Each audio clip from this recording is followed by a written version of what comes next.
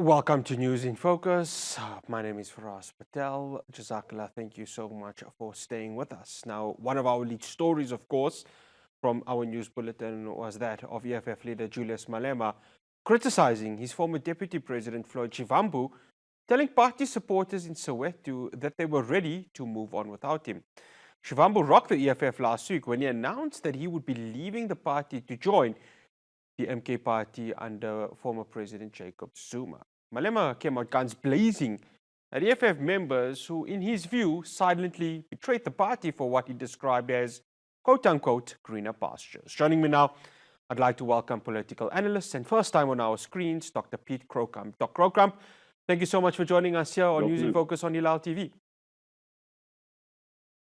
Doc, it's quite ironic, isn't it? Because 4 days before last night, you've got Malema saying he's welcome back at the party. And then last night, the tone changed in a complete 180 where he really had a go, some would say whether it's directly or indirectly, at Shivambu at his departure to go to the MK party. I mean, there's quite an irony there, isn't there, in terms of the tone 4 days apart? Yeah, I think what happened at first, Julius Malema was aware of Floyd Shivambu, and he knew that Mzwanele Manye facilitated that process. So yeah, he thought he had an idea of who were the members of the party who was about to leave. But since then, it became really atmosphere of uncertainty because suddenly there are more people about to leave. I think you will have noticed that he referred to Ndlozi last night by way of implication, suggesting that he's expecting him to be the next person to leave. I know that he is very concerned. Well, maybe he's not that concerned, but he expects that eventually Carl Neos will also leave the party. So there's a member of the Mpumalanga branch, Secretary General, also left the party. So I think as the floodgates open and he becomes aware that there might be more voices trying to leave the party, he gets a feeling of being alienated, perhaps being lied to, and not trusting his inner circle anymore. I think that's what led to his anger. Doc, now let's talk about these potential members that are going to depart. And I want to go to their performance at the elections that have been concluded. I mean, how much of that is there in terms of its consideration? Because one would look at the MK party and see maybe a lack of a succession plan and enter Floyd Shivambu and, well, you got a potential of a succession plan, him maybe being the leader of the MK party should it get there. But how much did that performance in the national elections really play a part in them looking at the MK and saying, here's a project that we can either really take to a next level or actually be out and out leaders within what is now the official opposition in the National Assembly?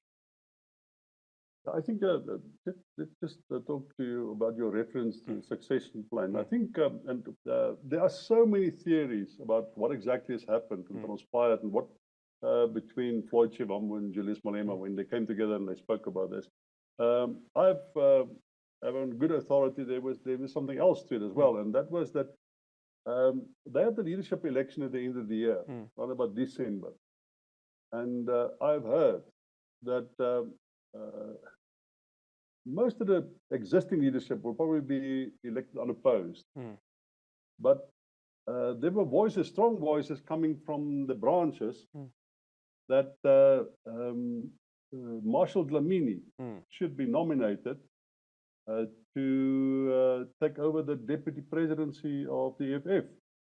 There was a sense in the branches that Floyd Shivambu should be replaced by Marshall Dlamini. And then, if I understand correctly, Floyd went to Julius Malema and said to him, but why will I be the only one that will not be unopposed? And he expected Julius Malema to defend him to a certain degree.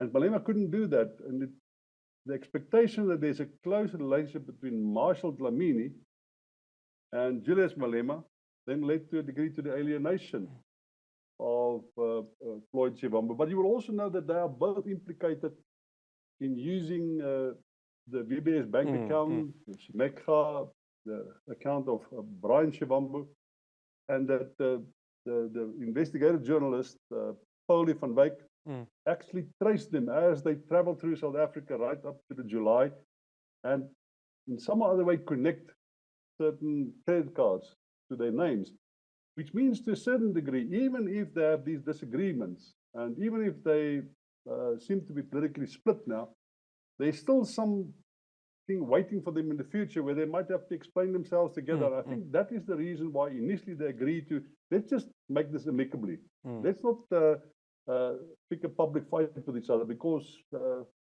there's something else that we will have to explain together. We have to form some form of a unity for future reference. But all these shenanigans and all these things that are going on in the party creates enormous uncertainty. And I think Julius Malema is feeling the heat. Floyd Shivambu is fleeing the scene. Marshall Dlamini will be a natural fit as the deputy of the party, even though I think he was a very good Secretary General and perhaps strong enough in that position. But there is a degree of uncertainty within the party, which I think lead to this almost uncontrolled emotional outburst of Julius Malema. But much of this is speculation because we're not 100% sure. I've listened to, I think, about 100 pundits and political analysts, and each of us have a different version and our own story. And it's actually remarkable that given the uncertainty and given the spat within the party, that we don't have clear evidence to map what has gone wrong between these individuals. Yeah. Doc, you've mentioned it, of course. These are allegations, and if we are basing it on allegations, of course, we have to bring in VBS, because you've mentioned Paulie van Wyk, who's, of course, done extensive investigations with regards to this. Now, do you feel that when you look at the EFF trying to clean house in making it a party which is clean, speak clean, that it's a party that has no corruption involved in it, there could be this theory that this departure from Floyd Shivambu could absolve the EFF from any linking with regards to the VBS looting that had happened, number one. But then, number two, you've mentioned it, that there could be this possibility that if Julius Malema has any supposed involvement in the VBS, both him and Shivambu in the future are going to be intertwined should there be criminal prosecution. So is there a sense of that, Doc, that there's the one side, the cleaning of the house of the EFF, but then the other, the potential that both of them could be brought into the courtroom to explain, if these allegations are found to be true, that they were part of the cleaning up of VBS Bank? Yeah, if we talk about cleaning up the party, I think we shouldn't confuse two things. There's the political cleanup, which you could say that it is happening now, and that it's just a process that the party will go through, and it will culminate in the leadership election later this year. But that doesn't mean that this, call it change of the guard, is based on rooting out corruption. So to say, I honestly think it's not possible for the EFF to separate them from their past that easily, and I think it's too deeply rooted. You must just remember there'd been a court case. I think it was, in fact, it was even taken on an appeal against one of their members who accused Julius Malema and Floyd Shivambu of not only stealing VBS money, but actually plundering the coffers of the party, even stealing money from the EFF. And a court didn't find them, and then Julius Malema took this individual to court, and the court found that it's quite possible that these individuals are speaking the truth when they say that Julius Malema might have been involved in plundering the coffers of the party, as well as the VBS scandal, and that the money that got stolen by these two individuals. So I don't think there is any drive to clean up.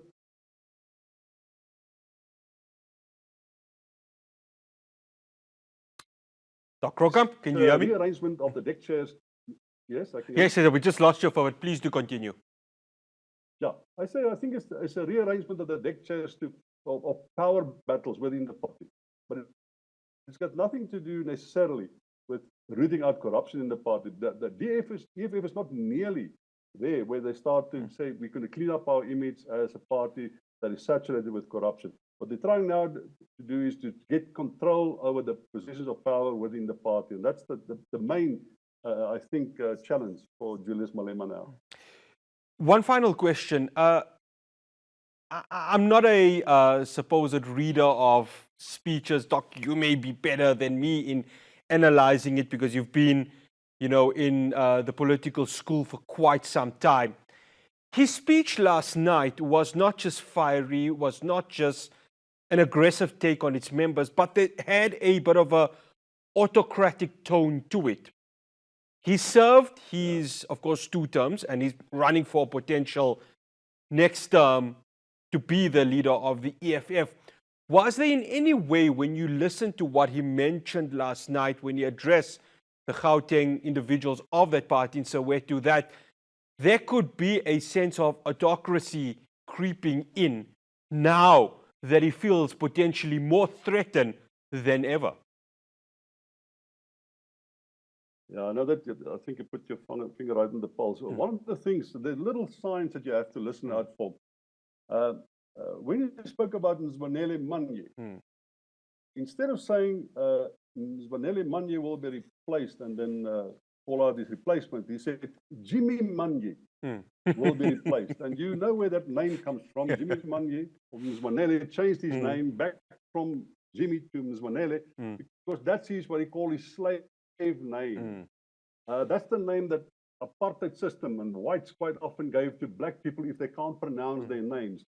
So when Julius Malema last night said Jimmy Manye is replaced, he deliberately did that in an effort to, I think, almost paint Mzwanele as an impimpi, somebody that has betrayed the party, somebody that has roots in the apartheid state, behaving in a way that did justice to the reference to him as Jimmy, as opposed to Mzwanele Manye.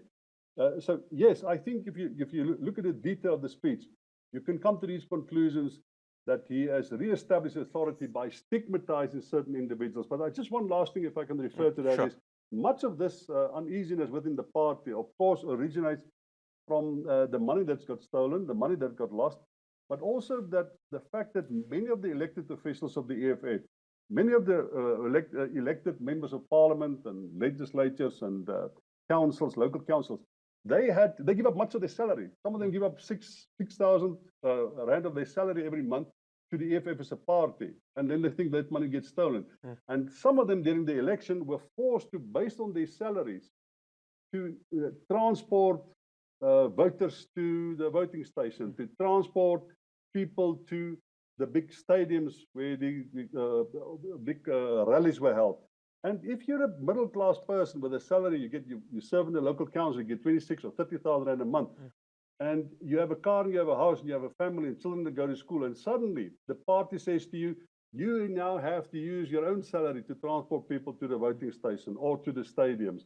It becomes a heavy burden, and many of those people had been fired. They lost their jobs when they couldn't do that based on those salaries.